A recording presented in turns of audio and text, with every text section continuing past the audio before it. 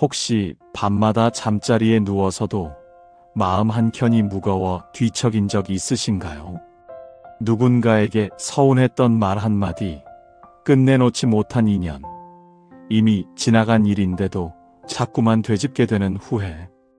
나이가 들수록 몸의 짐은 가벼워지는데 어째서 마음의 짐은 자꾸만 무거워지는 걸까요?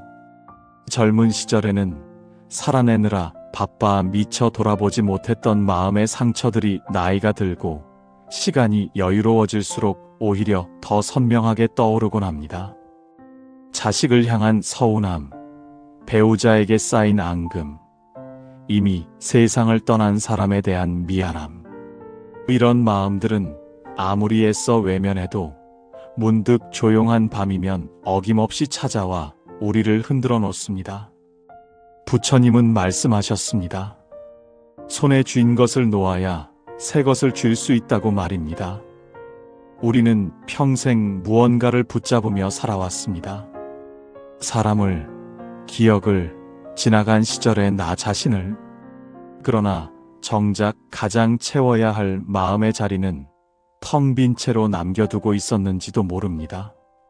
오늘은 부처님의 가르침과 제자들이 나눈 대화를 통해 우리가 무엇을 내려놓아야 비로소 마음이 채워지는지, 그리고 남은 삶을 어떻게 더 가볍고 평온하게 걸어갈 수 있는지 함께 살펴보겠습니다.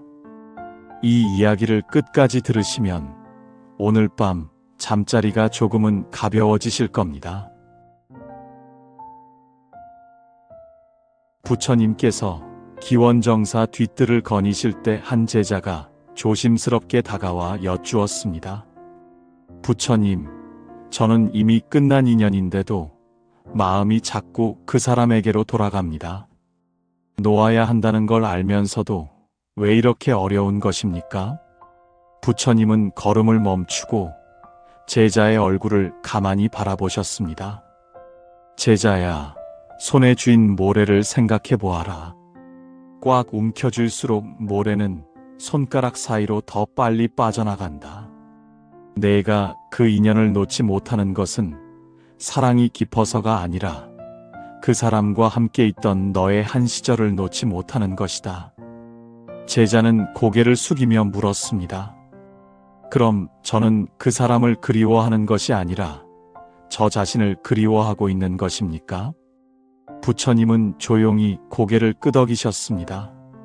사람들은 흔히 잃어버린 사람을 슬퍼한다고 생각하지만 실은 잃어버린 자기 자신의 한 모습을 슬퍼하는 것이다. 그 사람 앞에서 웃던 나, 사랑받던 나, 필요한 존재였던 나.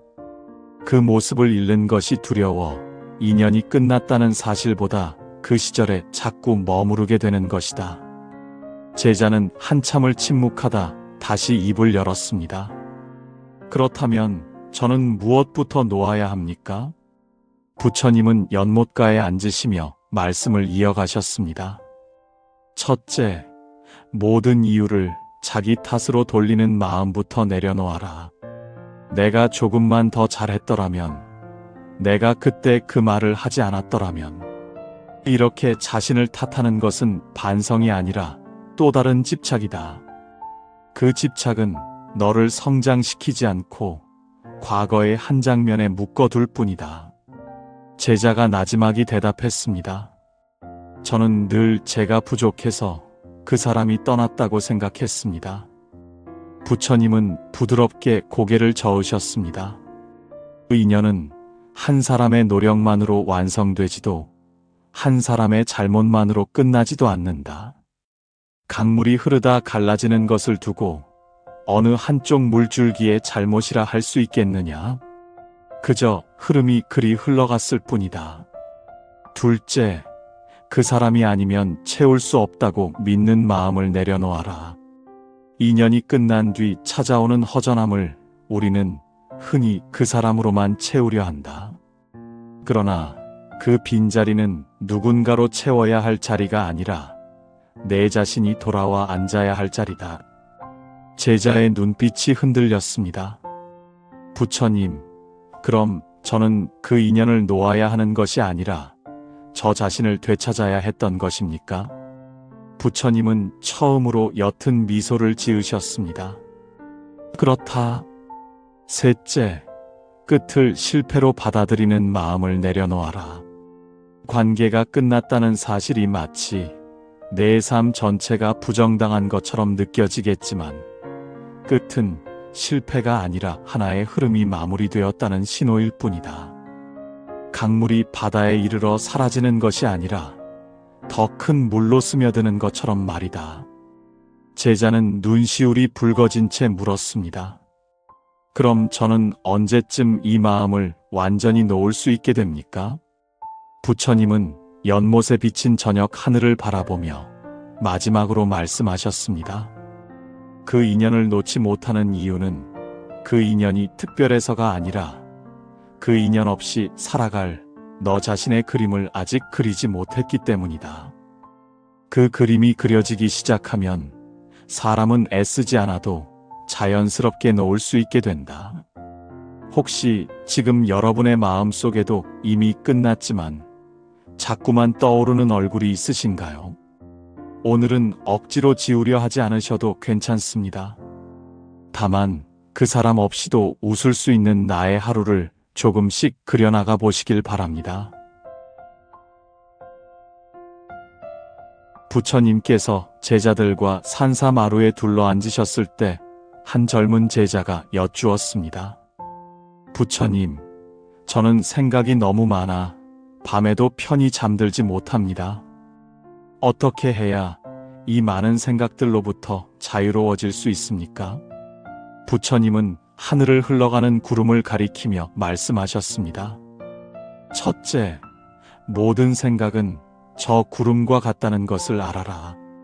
구름이 잠시 하늘에 머무르지만 결국 바람에 흩어지듯 너의 걱정과 고민도 영원히 머물지 않는다. 마음은 본래 청정하나 번뇌가 일어나면 흐려질 뿐이니 생각을 없애려 애쓰지 말고 그저 흘러가도록 놓아두어라. 훗날 철학자 에픽테토스 또한 이와 비슷한 통찰을 남겼습니다. 우리를 괴롭히는 것은 사건 그 자체가 아니라 그 사건을 해석하는 우리의 방식이라는 것입니다. 같은 말을 듣고도 누군가는 하루 종일 괴로워하고 누군가는 한 귀로 흘려보냅니다. 그 차이는 사건이 아니라 우리의 마음가짐에 있습니다. 둘째, 감정에 휘둘리지 말고 그저 바라보아라. 부처님은 모든 번뇌는 집착에서 비롯된다고 하셨습니다. 우리는 불안을 없애려다 오히려 그 감정에 더 깊이 빠져들곤 합니다. 감정을 억누르려 하기보다 지금 내가 이런 감정을 느끼고 있구나 하고 한 발짝 물러서서 바라보는 것이 중요합니다. 노자는 물처럼 산라하였습니다. 물은 흐르되 막히지 않는다는 것입니다. 기쁨이든 슬픔이든 억지로 붙잡지 않고 흘러가게 두는 연습이 필요합니다. 셋째, 지금 이 순간에 마음을 두어라. 부처님은 과거에 집착하지 말고 미래를 걱정하지 말라. 지금 이 순간이 가장 소중하다고 말씀하셨습니다. 생각이 많아지는 근본 이유는 과거의 후회와 미래의 불안을 함께 끌어안고 있기 때문입니다. 그러나 우리가 실제로 살아가는 시간은 오직 지금뿐입니다. 철학자 니체는 현재를 충실히 사는 것이야말로 가장 높은 삶의 방식이라 하였습니다. 오늘 내가 할 수 있는 작은 일에 마음을 두는 것, 그것이 내면의 평화로 가는 가장 가까운 길입니다. 넷째, 호흡을 가다듬어라. 부처님은 호흡이 고르면 마음도 고요해진다고 하셨습니다. 명상이나 특별한 수행이 아니어도 좋습니다. 깊이 들이쉬고 천천히 내쉬는 것만으로도 요동치던 마음은 서서히 가라앉습니다. 다섯째, 남과 비교하는 마음을 내려놓아라. 부처님은 타인과 비교하지 말라. 각자의 길이 다르다고 가르치셨습니다. 나이가 들수록 주변 사람들의 자식, 자랑, 건강 이야기, 살림 이야기에 나도 모르게 마음이 흔들릴 때가 있습니다. 그러나 철학자 쇼펜하우어의 말처럼 우리는 우리의 삶을 살아야 합니다. 타인의 삶이 아니라 나의 삶을 말입니다. 여섯째, 삶을 단순하게 정리해라. 부처님은 필요 없는 것을 버릴수록 마음이 가벼워진다고 하셨습니다. 오래되어 손도 대지 않는 물건들 만나면 마음만 상하는 관계들, 붙잡고 있어 봐야 답이 나오지 않는 걱정들. 이런 것들을 하나씩 정리할 때마다 마음에는 여백이 생깁니다. 헨리 데이비드 소로는 단순하게 사는 것이 곧 행복으로 가는 길이라 하였습니다. 일곱째, 감사하는 마음을 가져라. 부처님은 감사하는 마음이 마음을 맑게 한다고 하셨습니다. 생각이 많고 예민한 사람일수록 부족한 것에 먼저 눈이 갑니다. 그러나 지금 내 곁에 있는 것들, 아침에 눈을 뜰 수 있는 것, 따뜻한 밥 한 끼를 먹을 수 있는 것에 감사할 때 그 모든 소란스러운 생각은 자연히 잦아듭니다. 철학자 마르쿠스 아우렐리우스는 오늘 가진 것에 감사하라. 그러면 내일도 평온할 것이라 하였습니다. 생각이 많고 마음이 예민한 것은 결코 부족함이 아닙니다. 그것은 세상을 더 깊이 느끼고 사람의 마음을 더 섬세하게 헤아릴 수 있는 능력입니다. 다만 그 생각에 휘둘리지 않고 다스리는 법을 배우는 것이 필요할 뿐입니다. 며칠 뒤 부처님께서 저잣거리에서 돌아오시던 길에 나이든 제자 한 사람이 무거운 얼굴로 다가왔습니다. 부처님, 저는 평생을 남을 위해 살아왔습니다. 자식을 위해, 이웃을 위해, 형제를 위해 제 마음을 다 내어주었는데 어째서 제 삶에는 늘 서운함만 남는 것인지 모르겠습니다. 부처님은 걸음을 멈추고 제자의 눈을 바라보셨습니다. 내가 스스로를 소중히 여기지 않고 늘 남보다 뒤에 두는 삶을 살고 있다면 너의 복은 오래 머물 수 없단다. 제자는 놀란 듯 되물었습니다. 부처님, 저는 늘 겸손해야 한다고 배웠습니다. 스스로를 낮추는 것이 미덕이 아닙니까? 부처님은 조용히 고개를 저으셨습니다. 겸손과 자기 부정은 다르다. 너 자신을 존중하지 않으면 세상도 너를 존중하지 않는다. 너를 소중히 여기는 것은 이기심이 아니라 내 삶의 중심을 지키는 일이며 복이 머물 자리를 마련하는 지혜다. 제자는 고개를 떨구었습니다. 저는 누군가의 부탁을 거절하면 나쁜 사람이 될까 두려웠습니다. 그래서 몸이 지치고 마음이 상해도 계속 다 받아주었습니다. 부처님께서 따뜻한 눈으로 바라보며 말씀하셨습니다. 누군가의 부탁을 들어주는 것은 본래 복을 짓는 일이다. 그러나 그것이 반복되어 내 마음이 지치고 몸이 상하고 결국 내 삶이 흔들리기 시작한다면 그것은 더 이상 복을 짓는 것이 아니라 스스로의 복을 흘려보내는 일이 되는 것이다. 제자는 조용히 고개를 끄덕였습니다. 예전에는 누군가를 도와주고 나면 마음이 뿌듯했는데 요즘은 몸이 먼저 지치고 그 뒤엔 서운함만 남습니다. 부처님은 잠시 말을 멈추셨다가 다시 이으셨습니다. 그것은 너의 착함이 너를 상하게 하고 있다는 신호다. 누군가의 부탁을 마주할 때는 먼저 스스로에게 물어보아라. 이 일이 나를 더 빛나게 하는가 아니면 나를 더 어둡게 만드는가? 그 물음에 솔직히 답할 수 있을 때 비로소 너는 스스로를 지키는 첫걸음을 내딛는 것이다. 제자는 한참을 침묵하다 어렵게 입을 열었습니다. 부처님, 저는 그 사람도 언젠가는 제 진심을 알아줄 것이라 믿으며 오랫동안 기다려왔습니다. 그런데 돌아오는 것은 늘 상처뿐이었습니다.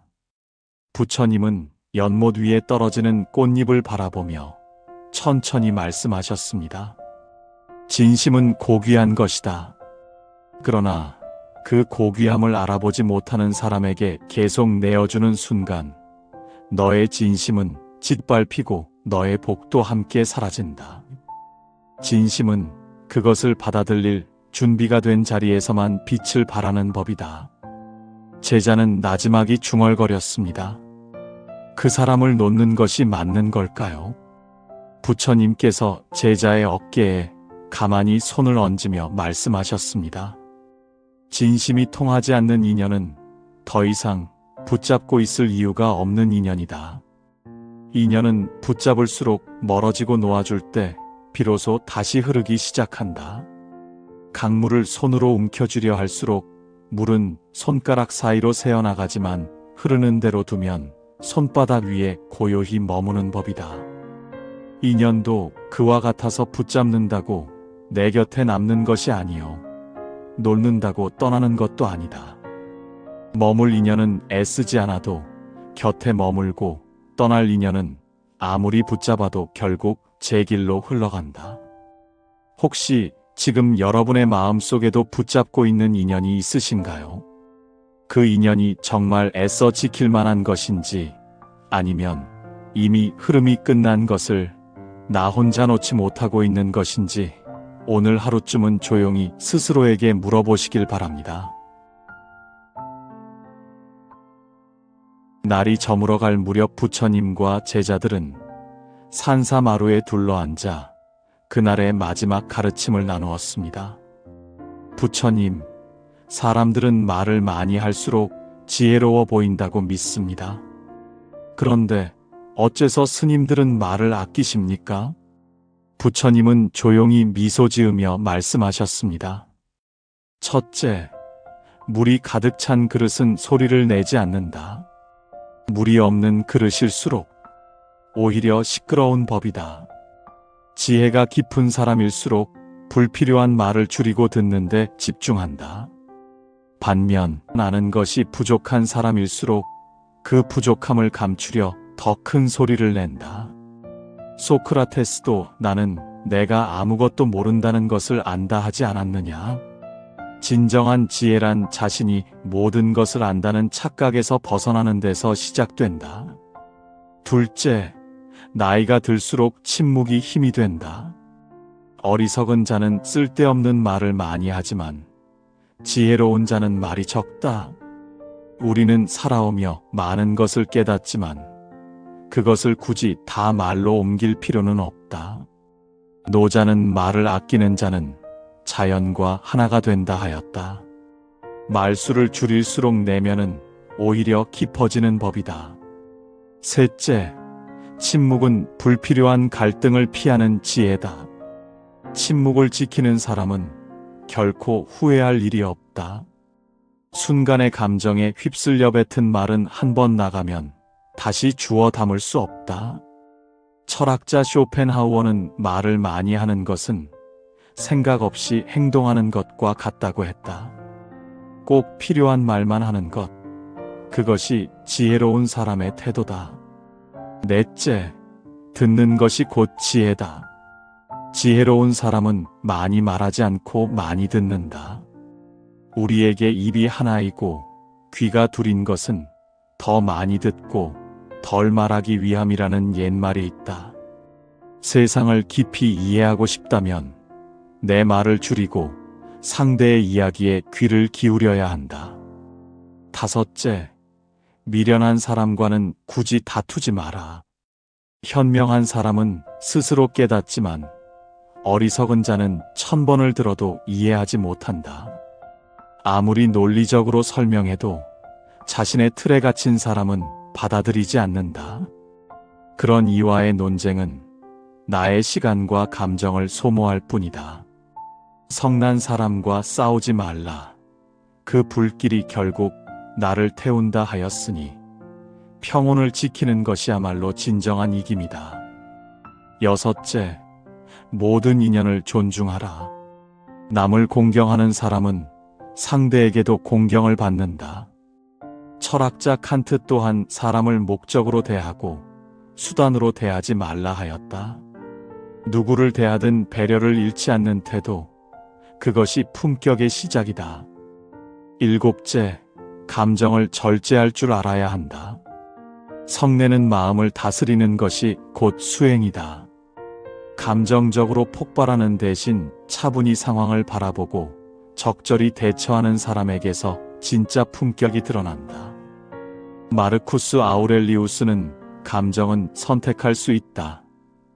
우리를 흔드는 것은 외부 환경이 아니라 내면의 태도라 하였다.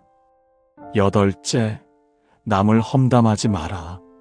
남의 험담을 하는 것은 결국 자기 얼굴에 진흙을 바르는 것과 같다. 품격 있는 사람은 남의 단점을 캐내기보다 장점을 찾으려 애쓴다.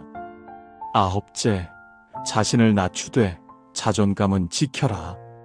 겸손한 자는 누구에게나 사랑받지만 진정한 겸손은 자기 자신을 소중히 여기는 데서 출발한다.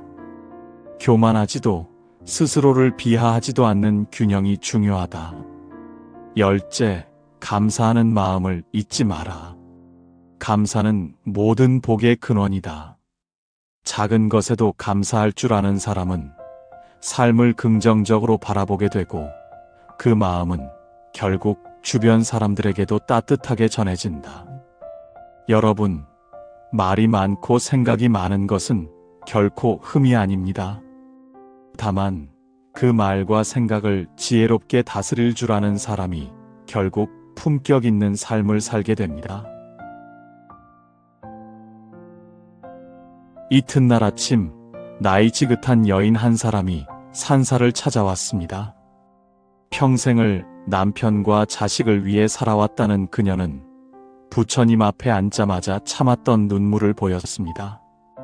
부처님, 저는 제 인생을 산 적이 없는 것 같습니다. 어릴 적엔 부모님을 위해, 결혼해서는 남편을 위해, 아이를 낳고서는 자식을 위해 살았습니다. 이제 다 늙어 돌아보니 정작 저 자신은 어디에도 없었습니다. 부처님은 여인의 손을 가만히 바라보며 말씀하셨습니다. 그 손으로 평생 얼마나 많은 것을 짓고 돌보았는지 나는 짐작할 수 있다. 그러나 묻고 싶구나. 그 손이 정작 너 자신을 어루만진 적은 몇 번이나 있었느냐? 여인은 아무 말도 하지 못했습니다. 부처님께서 조용히 말씀을 이으셨습니다. 첫째, 희생이 미덕이라는 믿음부터 다시 살펴보아라. 남을 위해 나를 다 내어주는 것이 사랑이라 배웠겠지만 무조건적인 희생은 미덕이 아니라 너를 잃는 길이 될 수도 있다. 사람에게 너무 잘해주다 보면 오히려 너의 복이 떠나는 법이다. 여인이 눈물을 훔치며 물었습니다. 그럼 저는 어떻게 해야 했습니까? 가족을 외면하란 말씀이십니까? 부처님은 고개를 저으셨습니다. 가족을 돌보는 것과 너 자신을 지우는 것은 다르다. 둘째, 거절하지 못하는 마음의 뿌리를 들여다보아라. 내가 거절하지 못하는 이유는 상대가 어떻게 생각할까 두려워서다. 좋은 사람으로 보이고 싶어서, 좋은 며느리, 좋은 어머니라는 말을 듣고 싶어서 스스로를 계속 희생해 온 것이다. 그러나 기억해야 한다. 진짜 좋은 사람은 겉으로 보이는 모습이 아니라 자신의 마음부터 돌볼 줄 아는 사람이다.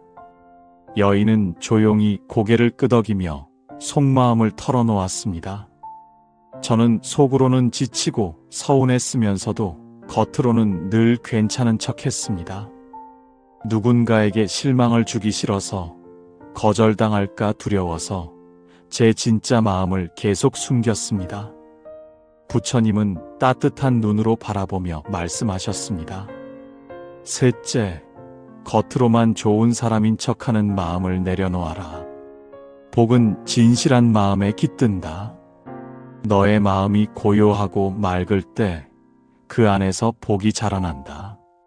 그런데 그 마음을 억지로 억누르고 겉으로만 착한 사람의 껍데기를 두르면 복은 더 이상 그 자리에 머물지 못한다. 좋은 사람이 되는 것과 좋은 사람처럼 보이는 것은 전혀 다른 일이다. 여인의 눈에서 눈물이 다시 흘렀습니다. 부처님, 저는 이제 와서 저를 돌본다는 게 무엇인지도 잘 모르겠습니다. 부처님은 여인의 어깨를 가만히 다독이며 마지막으로 말씀하셨습니다. 거창할 필요 없다. 넷째, 오늘 하루 내가 좋아하는 것 하나를 스스로에게 허락하는 것부터 시작하면 된다. 좋아하는 음식을 눈치 보지 않고 먹는 것, 하고 싶었던 이야기를 참지 않고 하는 것, 몸이 힘들면 쉬어도 된다고 스스로에게 말해주는 것. 그 작은 허락들이 쌓여 마침내 너는 다시 너 자신으로 돌아오게 된다. 내가 먼저 나를 아낄 때 비로소 진짜 복이 나를 따라오는 법이다. 여러분 중에도 평생을 누군가를 위해 살아오신 분들이 많으실 겁니다. 오늘 하루만큼은 그 손으로 자기 자신을 한번 다독여 보시길 바랍니다. 여러분은 충분히 그럴 자격이 있습니다. 해가 저물 무렵 부처님은 제자들과 마지막 가르침을 나누었습니다. 부처님, 나이가 들수록 무엇을 붙잡고 무엇을 놓아야 할지 더 헷갈립니다. 어떻게 살아야 흔들리지 않는 마음을 가질 수 있습니까? 부처님은 마당의 오래된 나무를 가리키며 말씀하셨습니다. 첫째, 저 나무를 보아라. 겉가지는 바람에 흔들려도 뿌리는 땅속 깊이 박혀 흔들리지 않는다. 가볍게 산다는 것은 허공에 떠 있는 삶이 아니라 저 나무처럼 겉은 부드럽되 속은 단단한 삶을 말한다. 마음이 흔들리는 이유는 무게가 많아서가 아니라 불필요한 것을 너무 많이 짊어지고 있기 때문이다. 남의 말, 남의 표정, 지나간 실수, 이미 끝난 관계까지 다 짊어지고 있으니 작은 바람에도 크게 흔들리는 것이다. 한 나이 든 제자가 물었습니다. 그 무거운 것들을 어떻게 내려놓을 수 있습니까? 부처님은 조용히 말씀하셨습니다. 둘째, 모든 일을 있는 그대로 받아들이는 마음을 길러라. 사람이 떠나더라도 그것이 인연의 흐름이었음을 아는 마음. 나를 향한 비난이나 오해가 있어도 그것이 내 존재 전체를 흔들 수는 없다는 것을 아는 마음. 이런 태도가 마음을 단단하게 만든다. 셋째, 많이 이루는 것보다 마음을 잃지 않는 것을 더 소중히 여겨라. 나이가 들수록 무엇을 더 붙잡느냐보다 무엇을 덜어내느냐가 삶의 평화를 결정한다. 누군가를 붙잡는 것보다 내 안의 중심을 지키는 것이 훨씬 더 중요하다. 넷째, 지혜로운 거리두기를 배워라. 모든 것에 마음을 완전히 비우라는 뜻이 아니다. 너무 가까이 달라붙지도 너무 멀리서 외면하지도 않는 편안한 거리. 그 거리를 지킬 수 있을 때 관계도 오래가고 인연도 자연스럽게 곁에 머문다. 억지로 붙잡지 않아도 과하게 기대지 않아도 있는 듯 없는 듯 그러나 늘 곁에 머무르게 되는 것이다. 제자가 고개를 끄덕이며 말했습니다. 그렇다면 조용히 산다는 것은 세상과 멀어지라는 뜻은 아니군요. 부처님은 미소를 지으며 답하셨습니다. 그렇다. 조용히 산다는 것은 삶의 중심을 남이 아닌 나에게 두겠다는 뜻이다. 누군가의 말에 쉽게 흔들리지 않고 누군가의 기분에 내 하루 전체를 맡기지 않는 것. 다섯째, 집착을 놓으면 마음의 공간이 생긴다는 것을 기억해라. 공간이 생기면 여유가 들어오고 여유가 들어오면 삶은 훨씬 자연스럽게 흐른다. 부처님은 마지막으로 이렇게 말씀하셨습니다. 조용한 마음은 세상을 거부해서 얻는 것이 아니다. 세상을 끌어안되 그 무게를 굳이 내가 다 짊어지지 않는 것. 그 가벼운 태도에서 진짜 고요는 시작된다. 여러분도 오늘부터 아주 작은 것 하나씩 내려놓아 보시길 바랍니다. 필요 없는 걱정 하나, 오래된 서운함 하나. 그렇게 하나씩 덜어낼 때마다 여러분의 마음에는 새로운 여백이 생겨날 것입니다. 다음 날 아침 성격이 유독 다혈질인 제자 하나가 씩씩거리며 부처님을 찾아왔습니다. 부처님, 어제 저잣거리에서 만난 사람과 크게 다투었습니다. 아무리 조곤조곤 설명해도 도무지 말이 통하지 않는 사람이었습니다. 제 속이 아직도 부글부글 끓습니다. 부처님은 제자를 앉히시고 물 한 잔을 건네며 말씀하셨습니다. 첫째, 진리는 말로 강요한다고 전해지는 것이 아니다. 현명한 사람은 스스로 깨닫지만 어리석은 자는 1000번을 들어도 이해하지 못한다. 듣고 이해할 준비가 된 사람만이 그것을 받아들일 수 있는 법이다. 어리석은 자와 다투는 것은 벽을 향해 말하는 것과 다르지 않다. 제자가 답답한 듯 물었습니다. 그럼 저는 그냥 참고 넘어가야 했다는 말씀이십니까? 부처님은 고개를 끄덕이셨습니다. 둘째, 말다툼은 결국 내 감정만 해칠 뿐이다. 성난 사람과 싸우지 말라. 그 불길이 결국 너를 태운다. 상대를 이기려는 마음이 강할수록 내 감정의 소모만 커질 뿐이다. 제자는 한숨을 쉬며 말했습니다. 하지만 부처님, 저는 제가 옳다는 것을 알면서도 지는 것 같아 분이 풀리지 않습니다. 부처님께서 조용히 말씀하셨습니다. 셋째, 미련한 사람은 자신의 틀을 벗어나지 않는다는 것을 기억해라. 고집은 어리석음을 낳고 어리석음은 다시 고집을 키운다. 어떤 사람은 자신이 틀렸다는 사실을 결코 인정하려 하지 않는다. 그런 사람에게 아무리 옳은 말을 해도 소용이 없는 것은 내가 부족해서가 아니라 그 사람의 마음이 이미 닫혀 있기 때문이다. 넷째, 침묵이 더 큰 힘을 가진다는 것을 알아라. 침묵은 최고의 대답이다. 불필요한 말싸움에서 벗어나 조용히 자신의 자리를 지키는 것이 오히려 더 강한 지혜를 보여준다. 상대가 아무리 언성을 높이더라도 흔들리지 않고 조용히 있는 것이 더 큰 영향력을 가진다. 제자가 물었습니다. 그렇다면 저는 그 사람과 앞으로도 계속 부딪혀야 합니까? 부처님은 손을 저으며 답하셨습니다.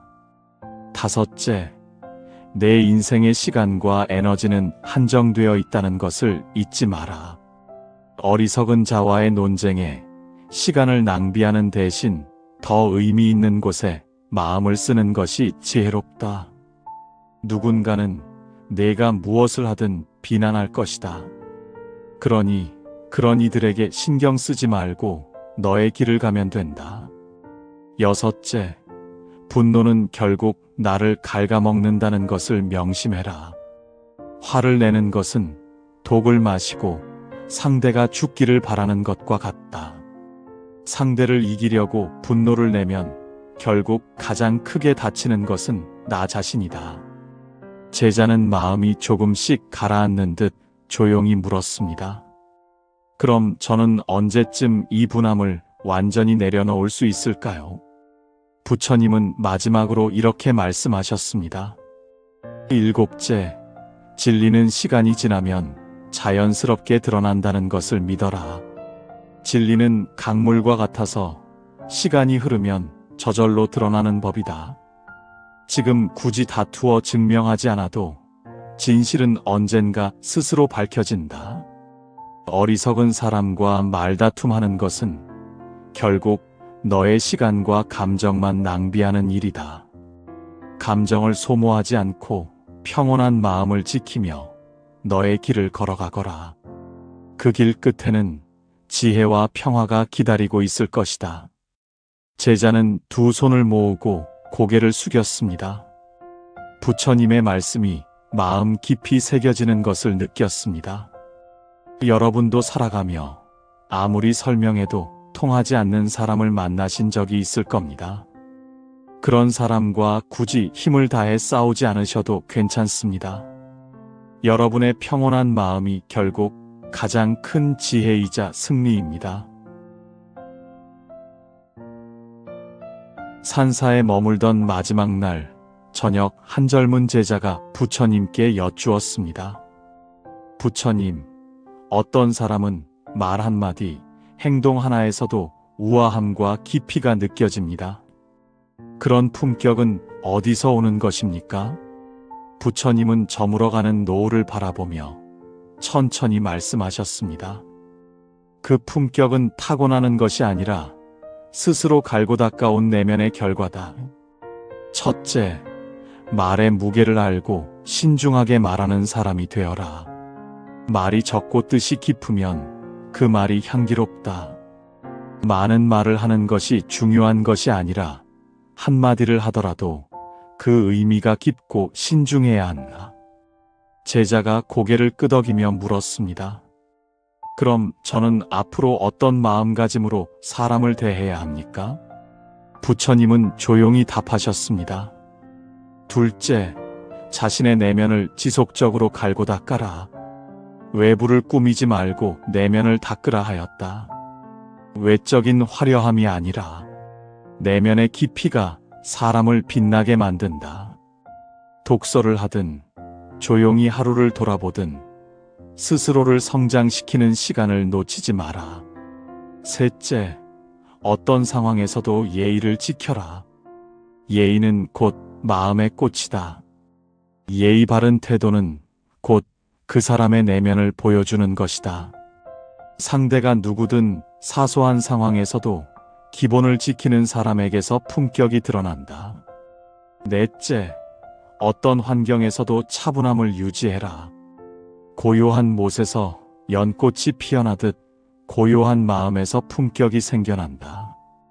급박한 상황에서도 흔들리지 않고 차분한 태도를 지키는 것, 그것이야말로 진정한 품격의 힘이다. 제자가 다시 물었습니다.